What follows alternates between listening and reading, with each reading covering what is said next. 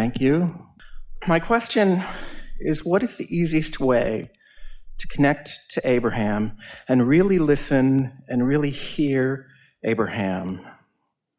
And how do I keep my analytical mind out of the way?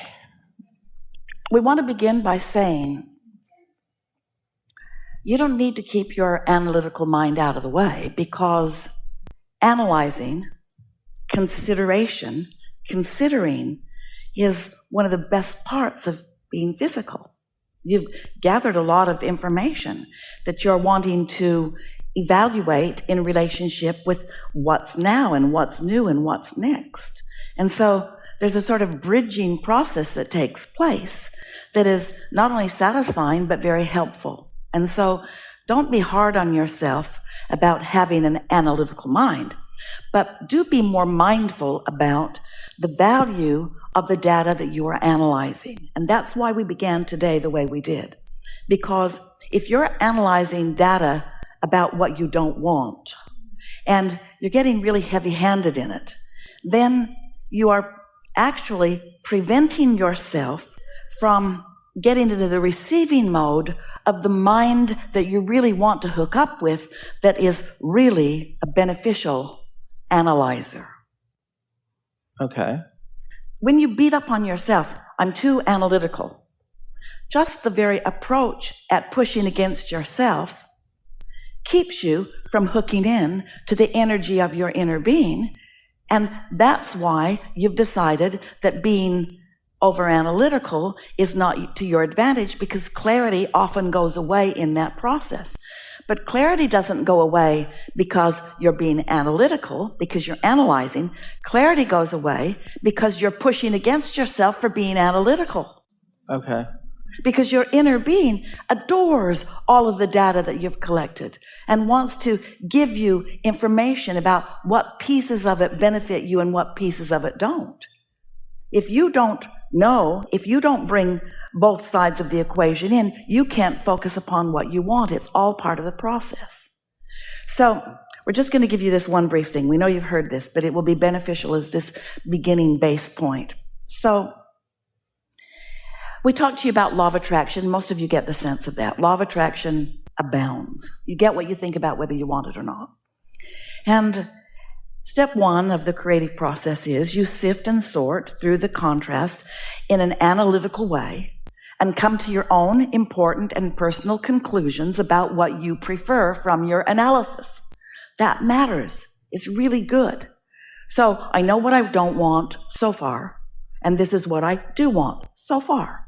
As that analysis produces an idea or intention, it radiates from you vibrationally. You don't need words for it. Your life experience causes it to emanate from you.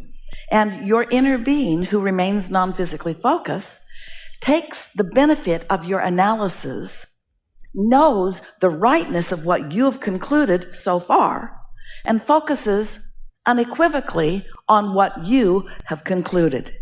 Therefore, your analysis has caused an evolution of you and your inner being to a fresh new place, and everyone celebrates. So now, we call that product of that analysis. These are all new words that we're offering in response to what you are producing here today. We call that product of your analysis this vibrational reality. We call it this vortex, where this vibrational reality now exists because of your analysis. And your inner being accepts it and joins it, and in fact becomes an unerring vibrational offerer of your new conclusion. And then law of attraction begins immediately responding to that new state of being. So when that happens, now you feel emotion in relationship to how well you joined your inner being in the product of your new analysis, or how much you're pulling back from it. Is this making sense to you? It is. At the same time, along with that, I'm trying to sort of have an ongoing dialogue with Abraham, and I guess is... Well, we're getting to that. So this vortex exists. And so then we began saying to you, wrote 2 books about it, get in the vortex, get in the vortex, get in the vortex, because that's where it's all at. That's where everything that you want is. And now we're saying to you, find vibrational sameness as the vortex. Let your awareness be upon finding some way, by paying attention to the way you feel, of finding vibrational equivalency to what's in your vortex. Now we're demonstrating this high vibration because what's in your vortex has no resistance in it. So as you find vibrational equivalency, meditation is the easiest way we know of. Appreciation gets you there. Satisfaction gets you on the road to there. And if you stay satisfied, it takes you all the way home to there. But once you accomplish this vibrational equivalency to your inner being, then what your inner being, or your Abraham, what Abraham knows now is your knowing too. You are the receiver of it. It's being presented to you. It's being revealed to you all the time. But if this vibrational frequency is here and you're down here in dissatisfaction, then you can't hear it. So the answer to your question is, you must, if you want to have knowledge about what's in the vortex, if you want the knowledge of your vortex or the knowledge of your inner being to be known by you right here and now, then first of all, your emotion must feel great to you. Because if it feels anything less than satisfying, then you're on a vibrational frequency where no matter how much analysis you do, you're not going to hear what your inner being knows, because your frequencies have to match up. Is that why when I was sitting here before the workshop started, all these sort of whimsical things started coming into my head, which seemed to be... Yeah, broader perspective flowing with you. Nothing serious going on here. This is going to be a really fun day. Sometimes when people sit to meditate and those kinds of thoughts begin flowing, you feel like you should shut them down because your mind is active and you think that it shouldn't be. Yeah, that's exactly what I thought. I thought, this is kind of weird. But when you tune into Source, then you know what Source knows. You feel what Source feels. Isn't that good to know? Yes. Yeah. So now what? Any exercises you want to recommend to do this better? Most important, let satisfaction be your quest. Catch it early. So in reaching for satisfaction early, what follows from that is an understanding that the earlier in the day you decide to lean in the direction of who your inner being is, then the more likely you are going to be able to do it. We wrote a book several years ago called Ask It Is Given, and we put 22 processes in it. And all of those processes were written with the intent of taking you from wherever you are, and each process sort of indicated where on the emotional scale you might be that this process might benefit the most, to help you raise vibration by releasing resistance. We want to point out to you here today something that you have not considered before, and that is, as you are finding relief, in other words, let's say you're feeling some despair and then you begin to feel some revenge. And you feel the relief that revenge gives you, because doesn't it feel better to feel revenge than to feel despair? Are you afraid to say yes? Well, because you have some control in your revenge. In despair, you felt completely powerless. But in revenge, you feel a little more control. We're not saying you want to get stuck in revenge. We'd rather you went into anger. Anger feels a lot better to you than revenge. And with each one of these, there's a release of resistance, and so there's a feeling of relief. And frustration feels way, way, way better than revenge or anger. We want you to notice that when you move into the frustration range, that now you're pretty close to dissatisfaction and satisfaction, and that when you cross over into satisfaction, something really important has happened. You've left your last resistance behind.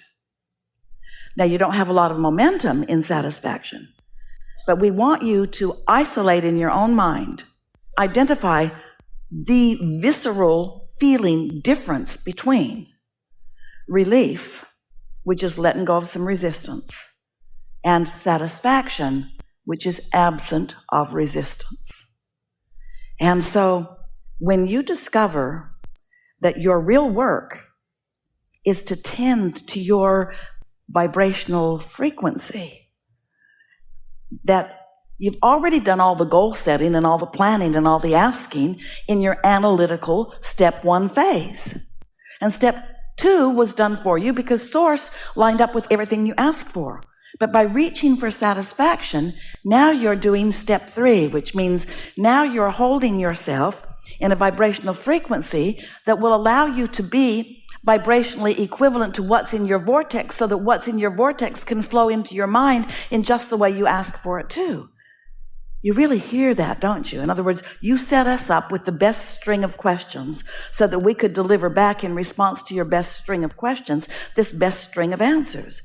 So how do I go about it? You care about how you feel first and foremost, and you tend to how you feel by catching it as early as you can, and by not beating up on yourself when you feel negative emotion, because negative emotion and stronger and stronger and stronger negative emotion only means you started out a little dissatisfied, didn't catch it, and law of attraction got hold of it and turned a little dissatisfaction into greater and greater and greater and greater and greater and greater and greater and greater and greater dissatisfaction.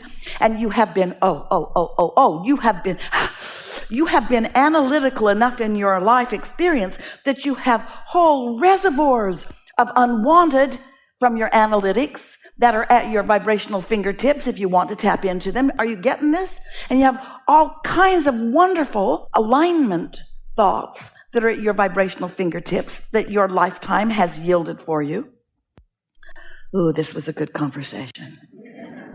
So the answer, what do I do in order to best control the direction of my thought? Catch it early. First of all, did you follow all of this? Do you believe that you have a vibrational reality? And do you believe that your inner being is there tending to it? And do you believe that you must be in the vibrational vicinity of it to receive it?